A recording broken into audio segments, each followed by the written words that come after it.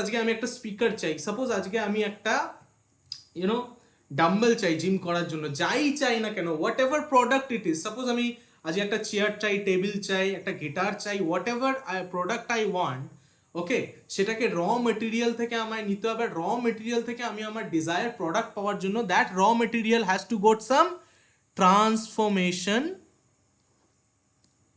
Process, transformation phases, বা আরো simply যদি বলি তো র material has to go to some sequence of operation. Sequence কেন? কারণ স্টেপ বাই স্টেপ করতে হবে, এমন তো না যে প্রথমেই আটাকে এই বেলনির মধ্যে বেলতে শুরু করে দিলাম, তাহলে তো কিছুই হবে না, তাই না? তো সিকোয়েন্স অফ অপারেশন, প্রথমে এটা করতে হবে, তারপর ওটা করতে হবে, সিকোয়েন্স